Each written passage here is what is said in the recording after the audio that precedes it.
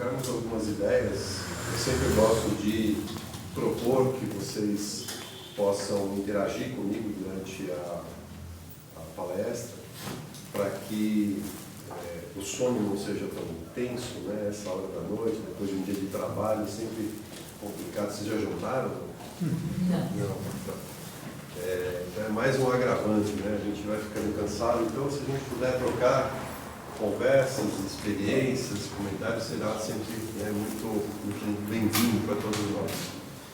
E eu preparei aqui um material, eu confesso a vocês que eu só não rasguei e joguei fora, porque tem uma passagem aqui que eu gostaria de compartilhar com vocês.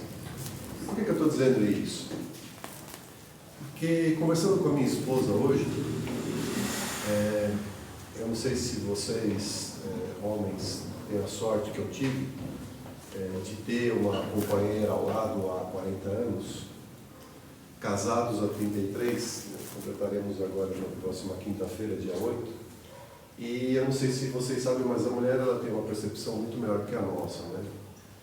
E elas percebem quando tem algo errado no olhar.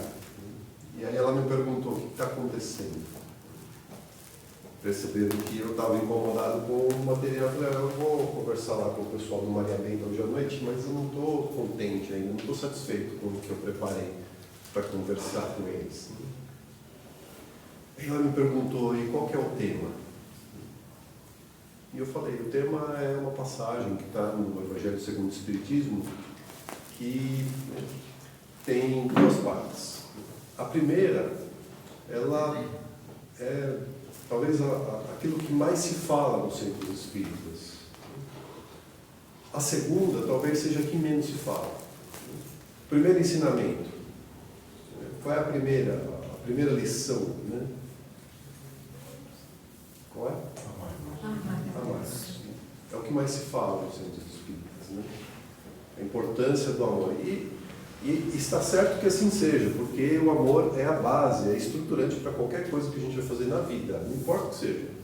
Pode ser qualquer coisa envolvendo até a questão mais comezinha, mais da vida na matéria, que é o dinheiro. Se você tem uma atividade voltada ao ganho financeiro que não é feita com amor, a tendência disso não prosperar é grande. Então o amor é a base para tudo, absolutamente tudo. E é isso que muito se propaga nos centros espíritas. Mas tem a segunda parte, que é a que pouco se fala e que muitas vezes pouco se pratica. E muitas vezes também numa interpretação que não é exatamente a interpretação que se pretendia quando o plano espiritual trouxe essa informação, trouxe essa mensagem. E aí, quando eu compartilhei com ela qual era o motivo da minha aflição, ela falou, você vai falar sobre a importância da instrução? Eu falei, não é isso? Espíritas amai, vocês primeiro ensinamento, instruí-vos, eis o segundo. Ela me perguntou,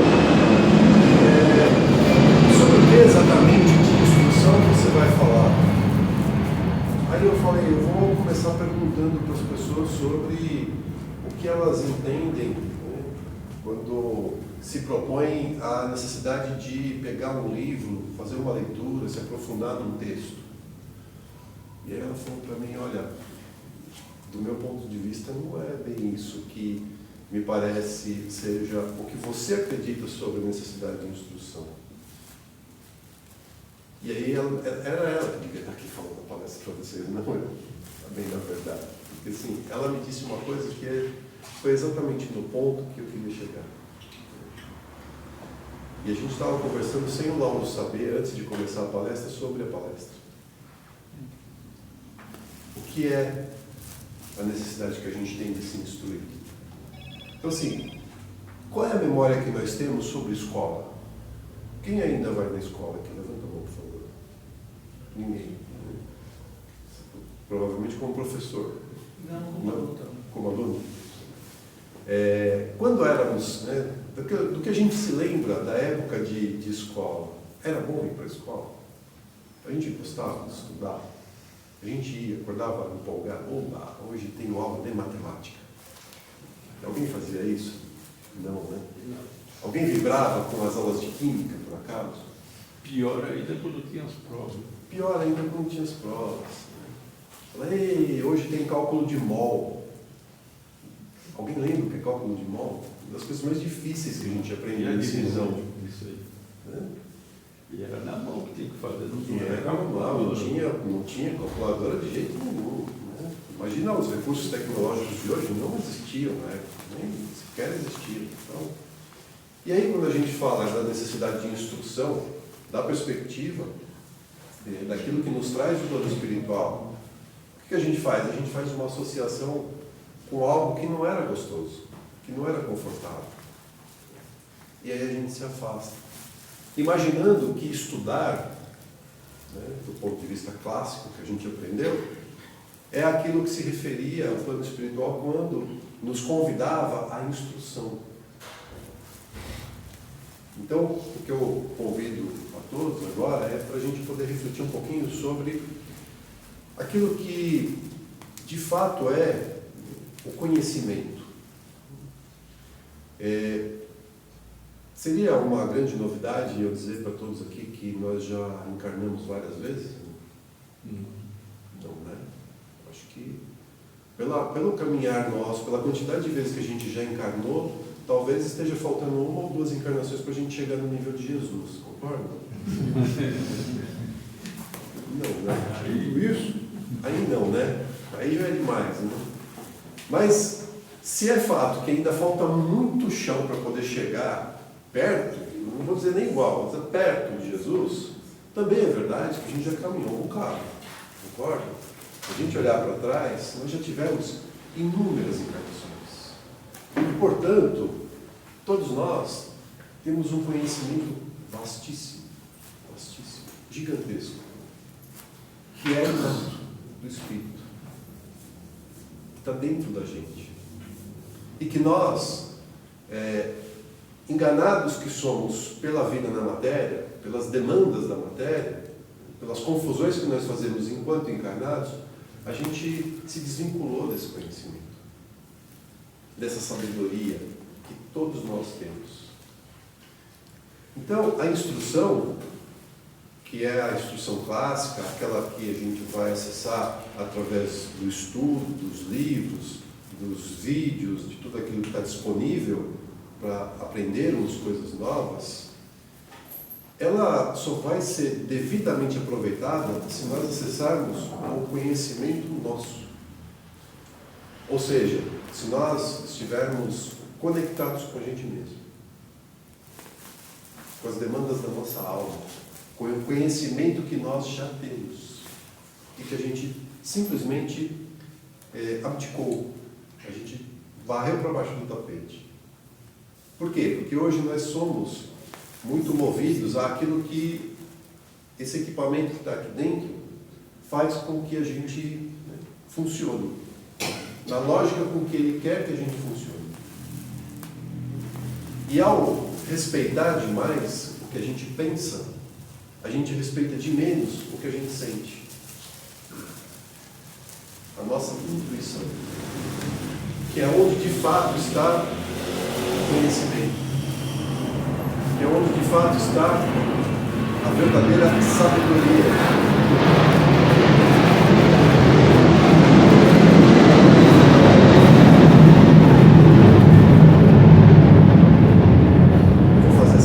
Porque a concorrência é desleal, concorrer com o avião.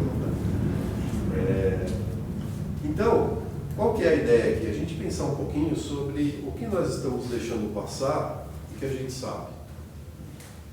E o que a gente está deixando passar é que a alma grita dentro da gente. Né?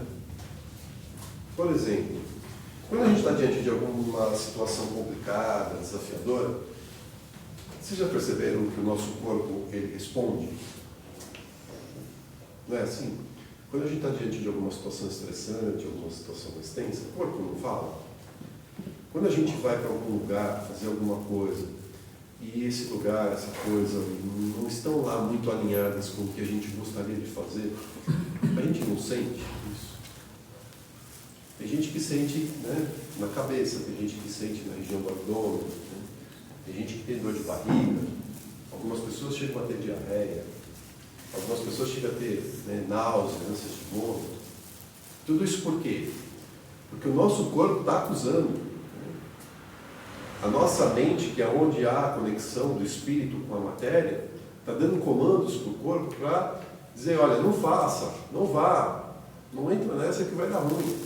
Aí a gente vai. A gente vai, não ouve, quebra a cara, depois se lamenta, depois se queixa. E às vezes até culpa a fatalidade. Puxa, que azar. Não foi azar, foi consequência da sua atitude.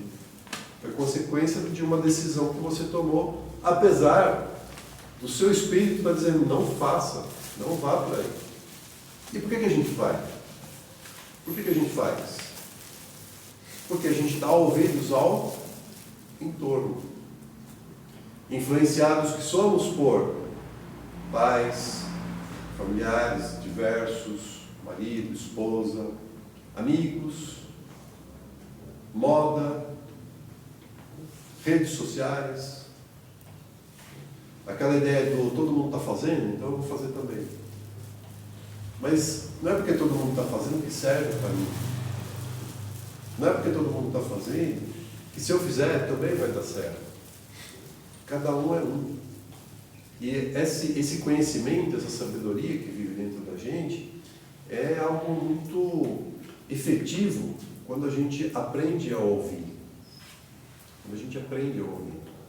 Tem uma passagem do Evangelho, que eu acho que até já comentei em algum momento com vocês em uma outra oportunidade, mas que exemplifica muito bem isso que eu estou trazendo para vocês. Né? Todo mundo conhece aqui a passagem da mulher hemorraíça.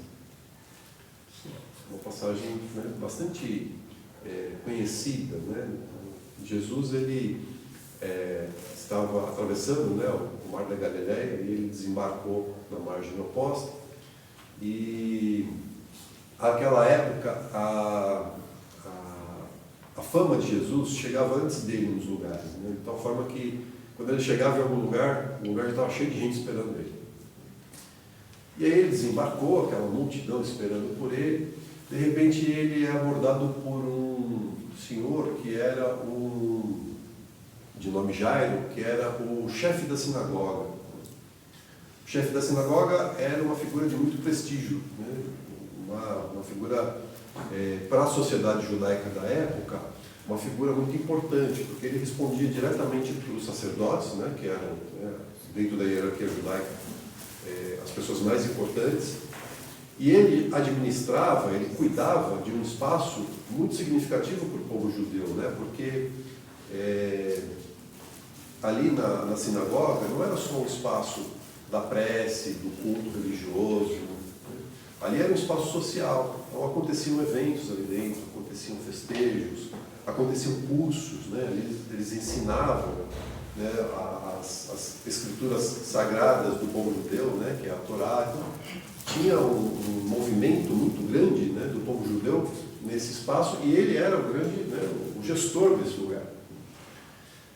E ele, com a filhinha doente, né, em desespero, porque ninguém descobriu que ela tinha e ela estava, né, prestes a perder a vida em virtude dessa doença, ele ouve falar sobre um tal Rabi da Galileia que promovia curas milagrosas. Imagina esse homem, né? Ele era, digamos assim, o braço direito dos sacerdotes, que eram os grandes inimigos de Jesus.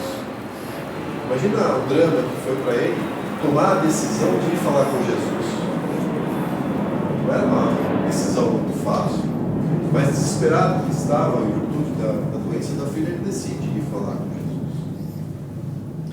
E quando ele aborda Jesus no meio da multidão e explica o que está acontecendo e pede a Jesus que vá até a sua casa para olhar pela sua filha, nesse momento Jesus sente um toque. E ele acusa esse toque. Ele falou, alguém me tocou. E isso para a surpresa dos seus discípulos, né? Porque imagina, uma multidão ali, todo mundo querendo, né, falar com Jesus, tocar Jesus, empurra, não é nada, alguém toca Jesus, ele falou, alguém me tocou, né? discípulos automaticamente responderam: é claro que alguém te tocou. Então, isso aqui está um empurra danado, está cheio de gente aqui. Mas aí Jesus diz: não, alguém me tocou de um jeito diferente, porque eu senti sair força de mim.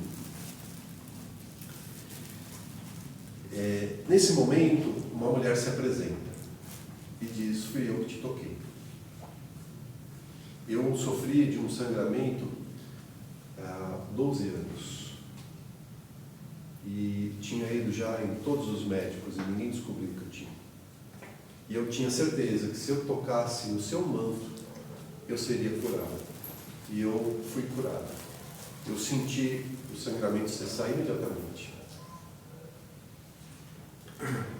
Essa mulher, ela conversa diretamente com aquilo que a gente está conversando sobre conhecer, sobre instrução, sobre conhecimento, mas o conhecimento inato do Espírito. Por quê? Ela, naquele momento, ela tinha que tomar uma decisão entre duas. E nenhuma das duas era confortável tomar. Aliás, as duas eram muito complicadas. Quais eram as duas possibilidades que ela teve que tomar?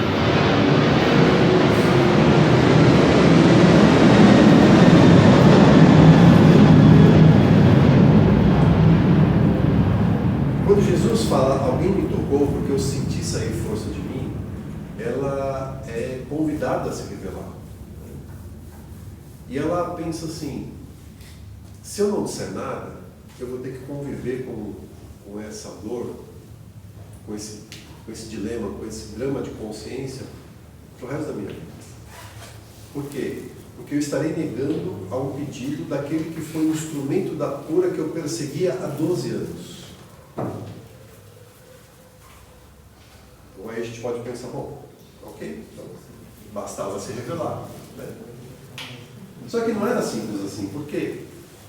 Eu não sei se vocês sabem, mas mulheres que sofriam de sangramento naquela época eram consideradas impuras.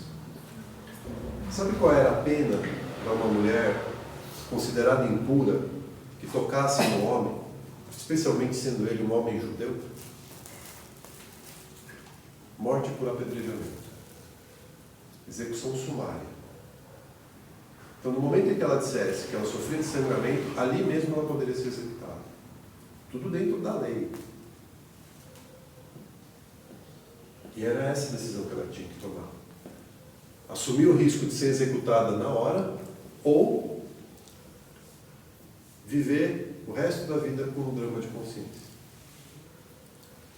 E aí o que ela faz?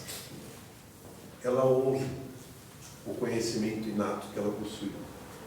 Aquilo que estava no seu espírito, na sua alma. E ela se revela. Sem medo do que fosse acontecer. Ela simplesmente vai e se revela. E aí o que aconteceu? Jesus olha nos olhos dela e diz: siga em paz, meu filho, a tua fé te curou. Que é também um outro ensinamento poderoso dessa passagem, porque na maior parte das vezes o que acontece com a gente? A gente, diante de uma determinada situação, fica projetando o pior, fica projetando o que pode acontecer. Fica projetando situações, na maior parte das vezes, muito sombrias, de algo que, no fim das contas, muito provavelmente nem vai acontecer. E se acontecer, muito provavelmente vai acontecer bem diferente do que aquilo que a gente imaginou que aconteceria. Tenho certeza que o Lauro viveu algo parecido com isso essa semana. E é isso, sabe? Por quê? Porque a gente se recusa a ouvir aquilo que está dizendo, que está gritando aqui dentro. Está pedindo para a gente deixar sair, deixar aflorar, aparecer. Esse é o conhecimento verdadeiro. Essa é a instrução verdadeira. Porque veja, se nós não nos ligarmos a esse conhecimento, pouco importa a quantidade de livro que a gente vai ler. Pouco importa a quantidade de curso que a gente vai fazer, pouco importa a quantidade de vídeo que a gente vai assistir. E, aliás, esta conexão com o nosso mundo íntimo é fundamental para que, no momento que a gente for acessar os livros, os vídeos, as escolas, a gente possa ter um pleno aproveitamento daquilo que a gente vai acessar. Até para poder reconhecer que talvez aquela leitura, aquele conteúdo não faça sentido nenhum para mim. E aí saber que agora não faz sentido nenhum, talvez no futuro faça. Agora eu não preciso estar olhando mais dedicadamente para aquele conteúdo, mas talvez no futuro aquilo possa fazer todo sentido para mim. Assim como é nas circunstâncias da vida, assim como é nos acontecimentos do nosso dia a dia.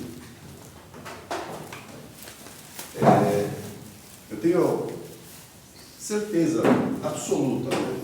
Pode parecer arrogante da minha parte dizer que eu tenho certeza absoluta de alguma coisa, mas nesse caso eu tenho certeza absoluta. Todo mundo aqui já resolveu algum problema na vida, né? Sim ou não? Sim. Sim? Tirando o Jorge, é claro que o Jorge cara, aqui não tem problema. Todo mundo já resolveu, certo? E aí aconteceu o que depois que resolveu? Foi para casa do amigo? Foi para a praia?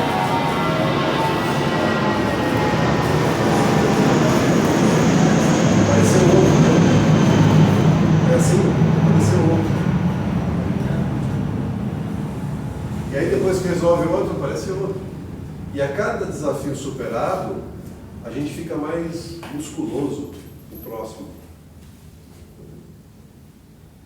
Só que durante o processo, enquanto a gente está envolvido com aquele desafio, a gente não lembra disso. E aí a gente se coloca naquela posição de sofredor, que é um lugar que a gente gosta muito de ficar, né? Vamos combinar.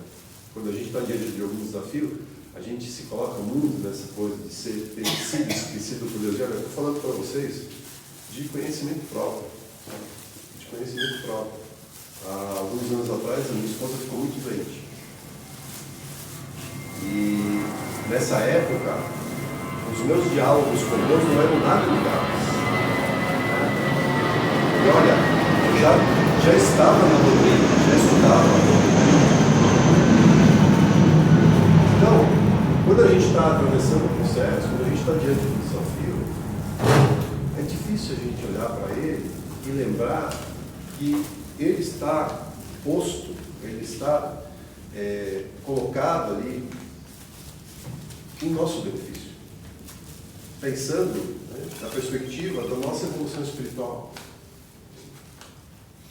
Esse é o grande desafio nosso, eu acho, da experiência na matéria. Lembrar que cada desafio que nós vivenciamos tem este propósito, de nos ajudar no nosso processo evolutivo, no nosso crescimento espiritual.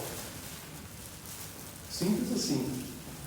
O Chico tem uma frase que eu acho fabulosa, até acho que já devo ter falado isso para vocês, que eu falo isso em todo lugar que eu vou. Eu devo ter falado aqui também, mas eu sempre repito. Chico dizia assim: falta ao homem desenvolver senso de eternidade. Falta ao homem desenvolver senso de eternidade. No momento em que a gente lembrar que essa experiência aqui na vida material é um pequeníssimo fragmento da nossa existência enquanto espíritos, a gente passa a se relacionar com os problemas da vida de um jeito diferente. A gente passa a olhar para os problemas da vida pensando neles como sendo algo que vai beneficiar a nossa evolução espiritual. Sabe aquela pessoa que ainda significa para você um desafio tanto para sua paciência e para sua tolerância? Essa mesmo que apareceu na sua mente agora? Reze por ela. Mas não reze por ela tentando que ela adquira a consciência e mude. Reze por ela, agradecendo ela ser exatamente como ela é. Reze por ela, agradecendo por ela existir na sua vida exatamente como ela existe, fazendo exatamente o que ela faz. Por quê? Se ela não existisse na sua vida, certamente o seu processo de evolução espiritual não andaria na velocidade que anda. Não andaria na velocidade que anda. Se anda na velocidade que anda, é porque ela está convivendo com você. Então, quando a gente olha para a questão, né, do ensinamento trazido pelo plano espiritual, da necessidade da instrução, do conhecimento, é fundamental que a gente olhe primeiro e antes de tudo para o nosso conhecimento, que já está conosco, que já é parte da nossa trajetória espiritual. Porque a gente vai lembrar de tudo isso quando desencarnar. Depois que desencarnar, a gente vai lembrar todas as vidas anteriores que a gente teve. O plano espiritual conta isso, né? As nossas lembranças de vidas passadas, quando a gente desencarna, quando a gente está no plano espiritual, ela acontece mais ou menos como é as fases da vida quando a gente está encarnado. A gente lembra mais do que? Dos acontecimentos recentes, depois dos acontecimentos um pouco mais longínquos, e lembra muito menos da infância. Não é assim? Assim é também no plano espiritual. A gente vai lembrar menos das primeiras encarnações e mais das últimas. É fundamental que a gente possa concluir, né, esse nosso processo reencarnatório desta experiência na matéria, olhando para trás e dizendo, olha, valeu a pena, foi bom, aproveitei. E isso vai acontecer no momento em que a gente puder ter essa clareza de que as pessoas, né, que ainda são um desafio para o nosso dia a dia, elas têm o sagrado direito concedido por Deus de ser como são, de pensar como pensam, de agir como agem, ainda que a gente discorde. E está tudo bem discordar, a gente não tem que concordar com elas, mas a gente tem ao menos que reconhecer que ela pode ser como é. Ah, mas ela faz coisas erradas. Provavelmente. Mas ainda assim, o livre-arbítrio foi concedido a ela, para que ela possa, ao término da sua encarnação, poder dizer, valeu a pena, aproveitei, ou não. Porque a grande prova da existência de Deus e a grande prova da bondade de Deus para com cada um de nós é que a gente vai chegar ao nível evolutivo de Jesus por nosso próprio mérito, pelo nosso próprio esforço. Não vai ter a ajuda de ninguém, porque foi assim que Deus criou a gente, para que a gente possa prosperar por escolha, não por imposição. Então essa pessoa que ainda não consegue fazer isso, um dia conseguirá. E o máximo que a gente pode fazer é dar exemplo. Tem uma passagem que vai falar um pouquinho sobre essa necessidade nossa de estudar, né? E a importância, inclusive, da gente compreender sobre essa coisa da gente estar primeiro conectado com o nosso mundo íntimo, primeiro trazendo o nosso conhecimento que está aqui dentro, para poder aproveitar, né, ao máximo esse ensinamento, né, ou estes ensinamentos, que são vários, que estão inúmeros, que estão aí disponíveis para a gente de todo lado, né? Nós espíritas temos, em que pese o plano espiritual nunca ter dito isso, nós espíritas temos uma prática que é de dedicar toda a nossa atenção ao estudo do Evangelho, do Novo Testamento, do Filho de Jesus. E a gente não, diferentemente de outras linhas religiosas, né, do cristianismo, a gente não olha muito para o Antigo Testamento. O Antigo Testamento tem muita coisa boa, muita coisa interessante para a gente conhecer e se aprofundar. E tem uma passagem do Evangelho segundo o Espiritismo que faz referência ao Antigo Testamento, e isso acontece, né, aqui e ali, você vai pensando um lugar ou outro aí da codificação, você vai vendo algumas referências desse tipo, mas passa batida, a gente não olha, a gente não vai se aprofundar nisso, né? Então eu queria compartilhar com vocês aqui um trechinho que está no Evangelho segundo o Espiritismo, capítulo 25, itens de 1 a 5, cujo título é Ajuda-te e o Deus te dará. O plano espiritual está comentando aqui a seguinte passagem do Evangelho, né, do Novo Testamento. Pedi e se vos dará. Buscai e achareis. batei a porta e ela se vos abrirá. Porquanto quem pede recebe, quem procura acha, e aquele que bate a porta, assim ela abrirá. Todo mundo acho que já ouviu essa passagem em algum momento, né? E aí o plano espiritual vai comentar da seguinte forma, eu peguei só um fragmento do comentário, vai dizer assim: do ponto de vista moral, essas palavras de Jesus significam: pedi a luz, que vos clareie o caminho, e ela vos será dada. Pedi forças para resistirem ao mal, e as tereis. Pedi a assistência dos bons espíritos, e eles virão acompanhar-vos, como o anjo de Tobias, nos guiarão. Lendo essa passagem, eu fiquei intrigado com essa expressão. Quando a gente pede assistência do plano espiritual, o plano espiritual vai nos acompanhar, tal como fez o anjo de Tobias.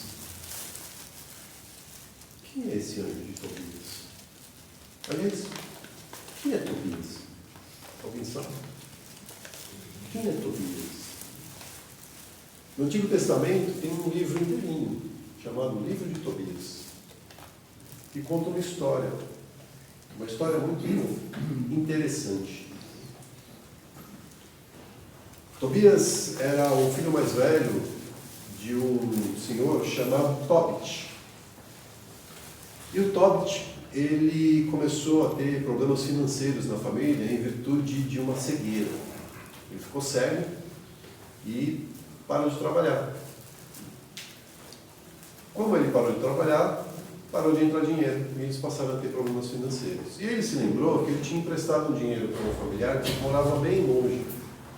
Então ele pede para o filho Tobias ir até a casa desse familiar cobrar a dívida, para ele poder saldar suas dívidas e poder viver.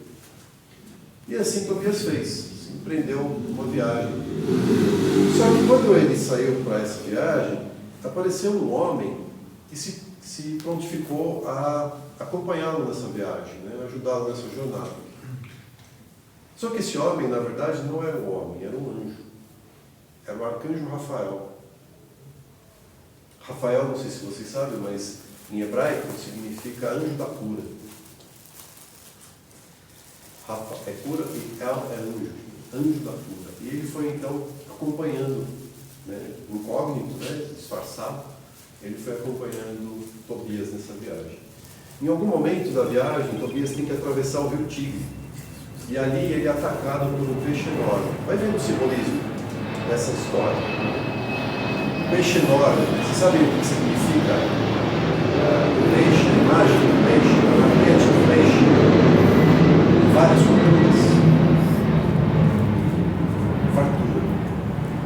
Fartura, prosperidade. E aí, esse peixe que era gigante ataca Tobias e ele luta com o peixe e ele consegue vencer a batalha, né? Ele consegue matar o peixe. E aí aquele homem então que está acompanhando ele diz para ele: retire do peixe o coração, o fígado e a bile, o líquido da bile. Ele não entende nada, né? Mas resolve obedecer, né, a ordem daquele homem. E aí ele retira esses órgãos e continua a viagem. No meio do caminho ele recebe acolhida na casa de uma família. E aí ele vai e se hospeda na casa dessa família.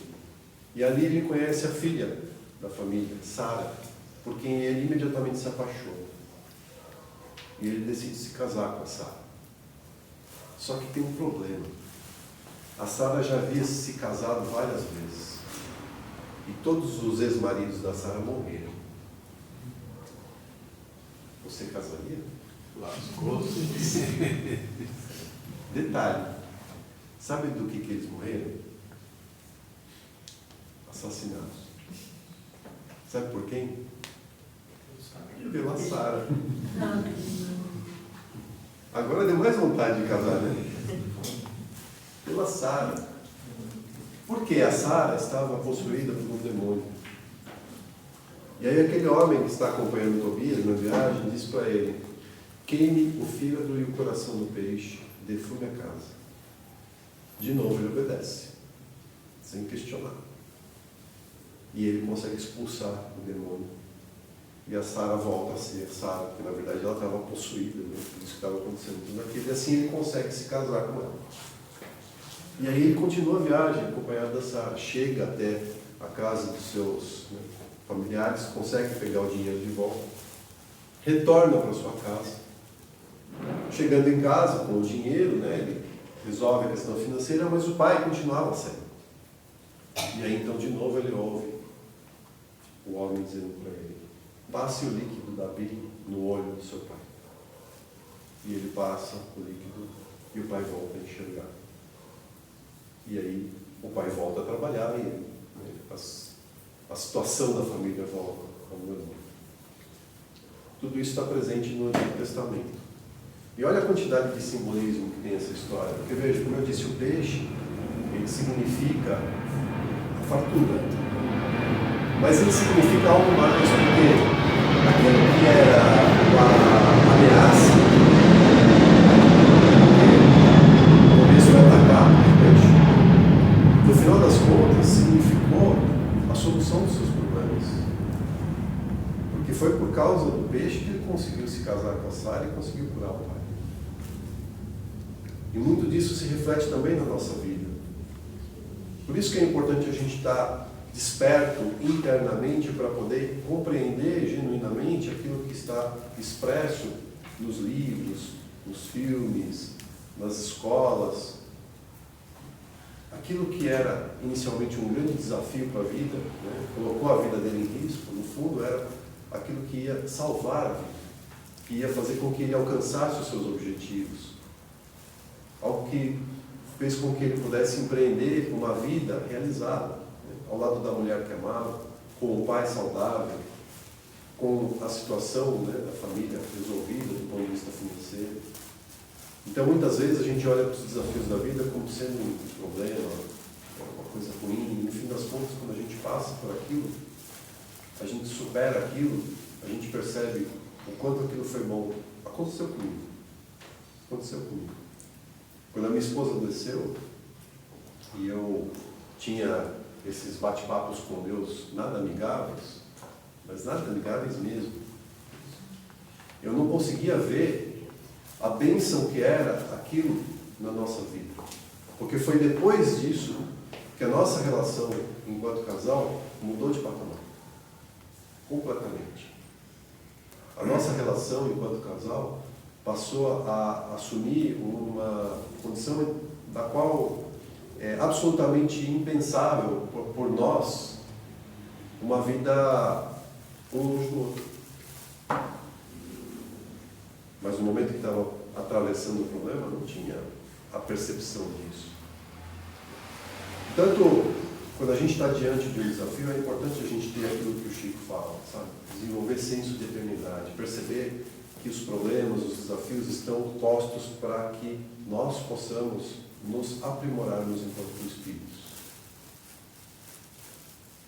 E isso a gente vai alcançar na hora que a gente tiver a instrução. Mas a instrução verdadeira, aquela que está presente na nossa alma, aquela que a gente carrega conosco há várias encarnações, e que a gente parou de ouvir. Seria fundamental que a gente voltasse a ouvir, porque fazendo isso, dificilmente a gente vai tomar uma decisão da qual a gente se arrepende. Alguém tem alguma pergunta? Alguma dúvida? Alguma crítica? Não? Só uma preocupação interessante, eu sabia o senso que você ia falar, eu abri assim,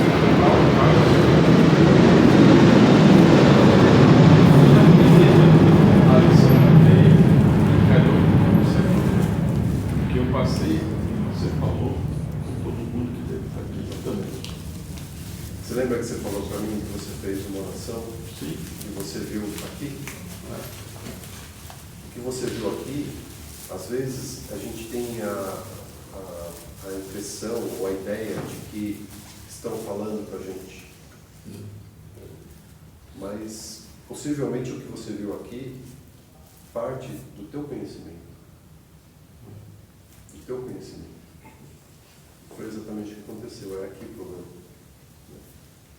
Então, assim, confiar mesmo, sabe? Confiar que a gente sabe. Se a gente ouvir, e assim, é fácil, a gente ouve o corpo fala. O Espírito fala pelo corpo, entende? O Espírito fala pelo corpo. Se você vai fazer alguma coisa, se você não está confortável, se você está tenso, se você está... Escuta o corpo. Escuta o corpo. Ouça o corpo. Ele sabe o que está fazendo, porque é o seu Espírito que está se comunicando com você. E ele sabe, mas ele sabe muito, muito, muito, muito mais do que a gente imagina. Que Jesus continue conosco, nos envolvendo em sua luz, tenhamos todos uma ótima semana, que a gente possa se reencontrar em breve, se Deus assim permitir. Graças a Deus.